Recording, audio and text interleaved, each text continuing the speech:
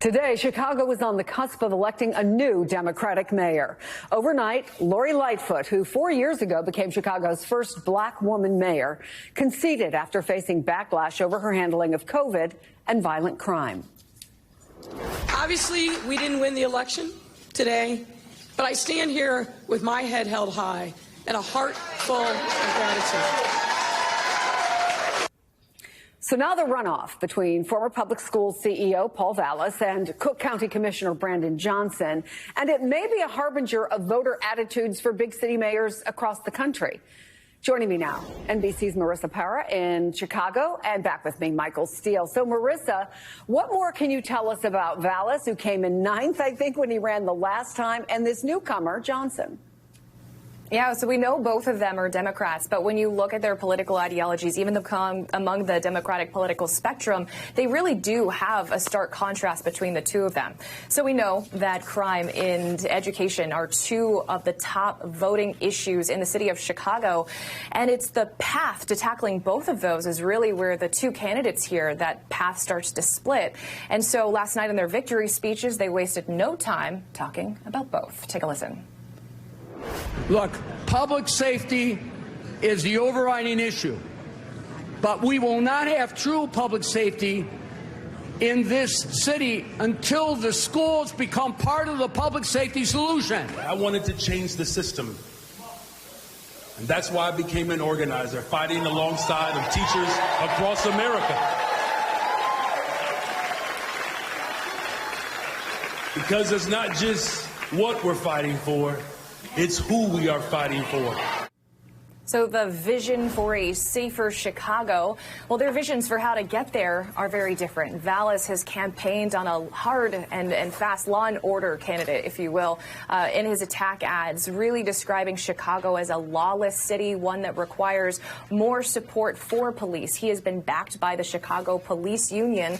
And really, his idea is to bolster the police force, get rid of some of the restrictions that have been placed on them. But then when you look on the other side, you've got Johnson, who's been the more progressive candidate here, been very open with his grassroots campaign efforts. He's been wanting to take a more holistic approach to tackling crime, really trying to get to the heart of it, the root of it, he says, by investing in things like mental health services and trying to address housing insecurity and food insecurity. And we talked about how Vallas is backed by the Chicago Police Union and the more right-leaning voters. Well, if you look at Johnson, he's backed by the Chicago Teachers Union and more progressive voters. And something that's interesting to keep in mind here, these are two unions who soon-to-be former mayor Lori Lightfoot fought with and battled with very publicly. And so she struck a more centrist tone during her time here. Clearly, Chicago, the people have spoken. They want something different. Chris? So, Michael, clearly the message is change, right? But change to what?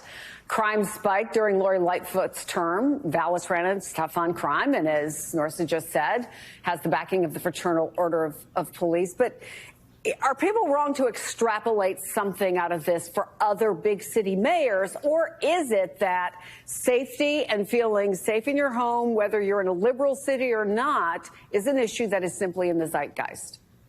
I give you the good citizens of San Francisco who recalled their district attorney because of around those same issues. Those progressive policies that they saw led to the problems that they were having on the streets of San Francisco. So, you know, Chicago, LA, none of these major cities are immune to the realities of crime, homelessness, poor education, et cetera. And so, yeah, it doesn't surprise me that the mayor ran up against this wall, particularly given her battles with the unions on one level, but more importantly, her battles with the public in not being able to turn their heads around, to change their minds about how she was governing from that centrist position. So now you see them responding in a way that really is going to be a clarifying choice for them. Do you want to go with a more progressive, holistic style that, you know, may or may not address these issues, or do you want to do the law and order thing as we're seeing a lot of cities kind of revert to. And don't exclude black folks from that conversation. Just because, this law and order tactic seems to appeal to suburban voters, it also appeals to, those who live in the city who are the most affected by crime. So it's going to be very interesting how these narratives tee up for each side of that political bloc, and then where the voters land. Michael Steele, Marissa Parra, thank you both very much.